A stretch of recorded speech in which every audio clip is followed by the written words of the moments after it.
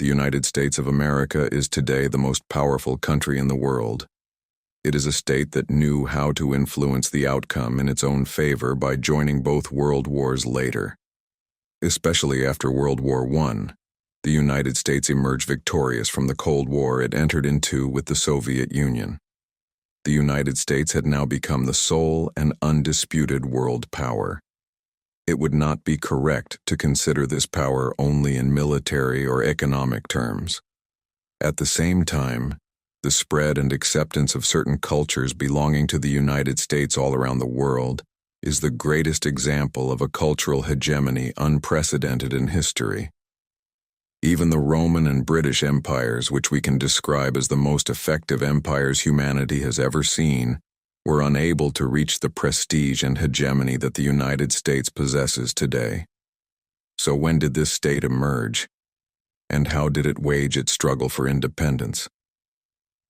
In order to find answers to these questions, we need to go back to the founding period of the United States, which has a history of only 250 years.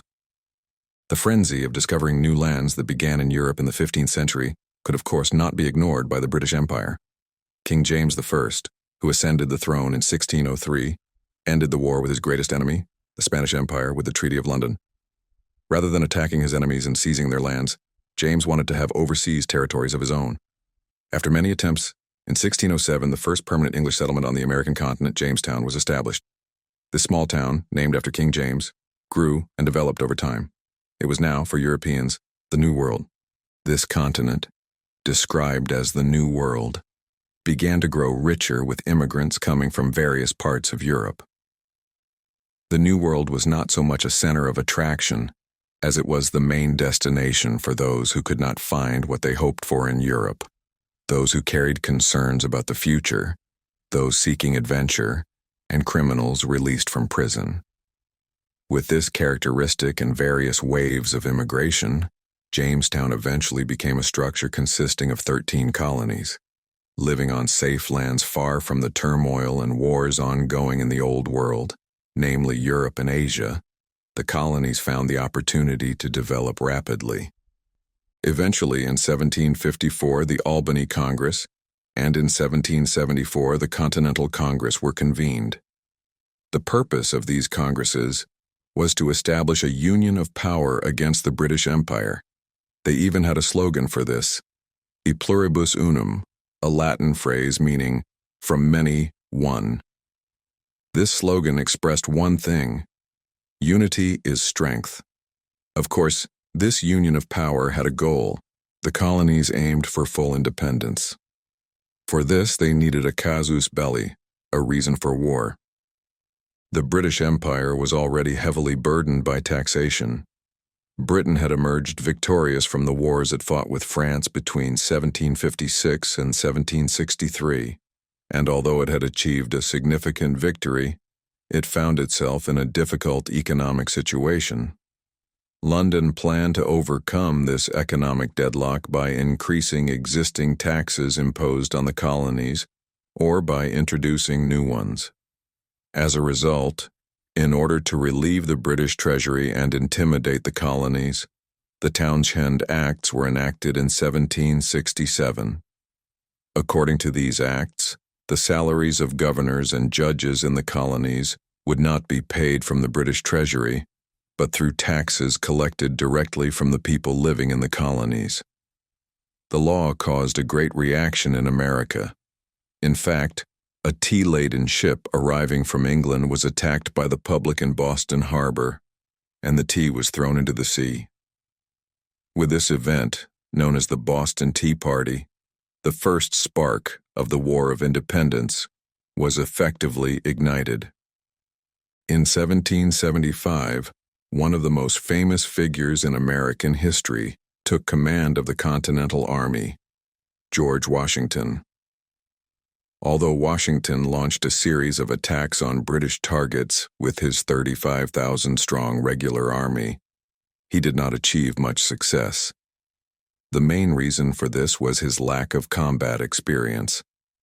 As a result of prolonged intermittent skirmishes of various scales, the 13 colonies, unable to achieve the desired outcome, decided to seek help from other European countries.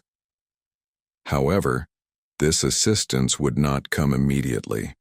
Having received no response to their requests, the colonies published a document called the Declaration of Independence on July 4, 1776, showing the entire world how determined they were. This date is today accepted as the official Independence Day of the United States of America. Although the clashes continued, the British Empire kept sending peace proposals to the United States. The peace invitation sent after July 4th was once again rejected, after which British General Howe launched an attack on Long Island. On August 27th, the Continental Army Commander-in-Chief General Washington was defeated by General Howe. When Washington retreated north, Manhattan came under British control. The first serious battle had been lost, but nothing was over yet. For this reason, the colonies continued to maintain their determination and resolve. Within the same year, the famous General Lord Cornwallis attacked Fort Lee, which Washington was using as his headquarters. In the struggle that took place, Cornwallis managed to push Washington east of the Delaware River. However, there was a problem. Winter was about to set in. For this reason, Cornwallis established forward outposts in the New Jersey region and assumed a defensive position, unaware that this would lead to his downfall. On December 25th, Christmas night, while British soldiers were celebrating, General Washington crossed the Delaware River and attacked Cornwallis's main headquarters in Trenton. Caught off guard by this surprise raid, Cornwallis barely escaped with his life. Continuing his advance, Washington also destroyed British reserve forces at Princeton. These victories by General Washington gave new momentum to the American independence struggle. The Americans showed the entire world that Britain was not invincible. However, the British did not give up. Admiral Richard Howe arrived in the region upon these developments and took over command. Landing at Chesapeake Bay, Admiral Howe defeated General Washington's forces at the Battle of Brandywine on September 11th. 2 weeks later, he captured Philadelphia, which was the American capital at the time. It seemed that superiority in the war had shifted to the British. Washington established his headquarters at Valley Forge to spend the winter. After the defeats, he began to feel the inadequacy of the army under his command. Although he achieved a victory at Jamestown, it was a difficult goal for the Continental Army to achieve a complete victory against Britain. Seeking a solution, General Washington invited the famous Prussian General von Steuben to America to train the Continental Army. Accepting the invitation, von Steuben quickly arrived in the region and subjected the Continental Army to very serious weapons and maneuver training. In a short time, von Steuben established discipline and virtually rebuilt the American army. Moreover, his contributions would reveal themselves in a battle that would be described as the turning point of the American Revolutionary War. In 1778, at the Battle of Monmouth, General Washington defeated British forces. Seeking the final blow, Washington requested more assistance from his European allies. The Kingdom of France, which had been providing covert ammunition support since 1775, finally entered the war in favor of the United States in 1778.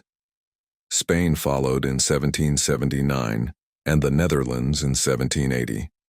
With support from Europe, the Continental Army and General George Washington pushed British forces northward and began to win victories one after another. Especially the support provided by France would seriously influence the outcome of the American Revolutionary War in favor of the Americans. The final major turning point of the independence struggle would occur at Yorktown. British General Lord Cornwallis, who had barely escaped with his life at Trenton, gathered his forces and retreated to Yorktown, made it his headquarters and assumed a defensive position while waiting for reinforcements from England. This was where General Washington began preparations to deliver the final blow. The famous French general Comte de Rochambeau was present alongside Washington to provide support. The siege, which began on September 28, 1781, ended on October 19 with the victory of American and French forces. Unable to receive the expected reinforcements, Lord Cornwallis raised the white flag with his 7,000-man army. The Continental Army advanced as far as the Chesapeake Bay, eliminating the remaining British presence. The Siege of Yorktown was recorded as the last major battle on the continent. Subsequent armed clashes continued on the open seas and mostly took place between the United States' European allies and the British Navy. After the guns fell silent, very intense diplomatic contacts began between the United States and the British Empire. As a result of negotiations that lasted more than 2 years, the Treaty of Paris was finally signed on September 3, 1783. According to the treaty, the United States gained its independence and became a separate and sovereign state from Britain. The British Empire withdrew northward and settled in what is today Canadian territory. A few months after the signing of the treaty, the last British soldiers left New York on November 25, 1783. Following this, the victorious commander, General Washington, entered New York City with a grand ceremony. Victory had been achieved absolutely by the United States.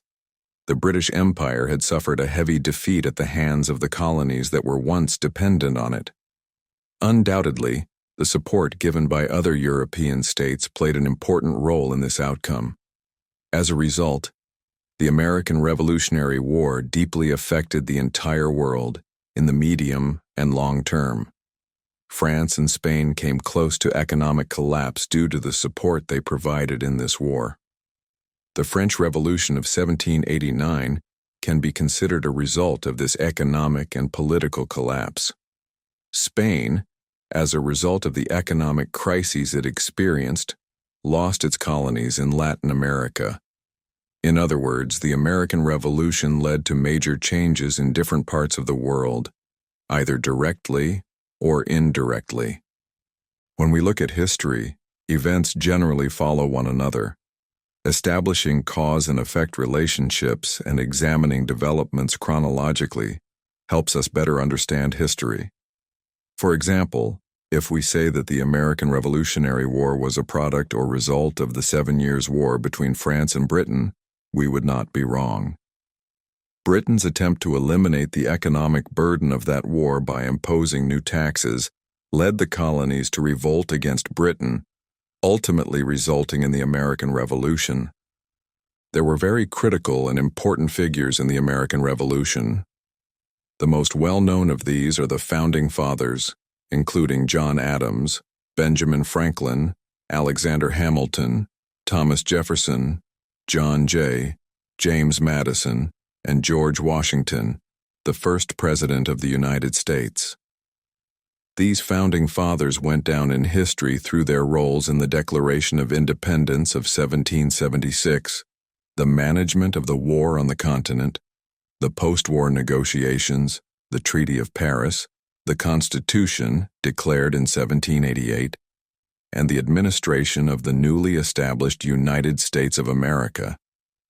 Over time, the United States would experience a civil war, expand its territory westward, and gradually reach its current position. With this, we have come to the end of our video, in which we discussed the American Revolutionary War in general terms. Do not forget to subscribe to the channel and turn on notifications so you do not miss future videos. See you in the next video.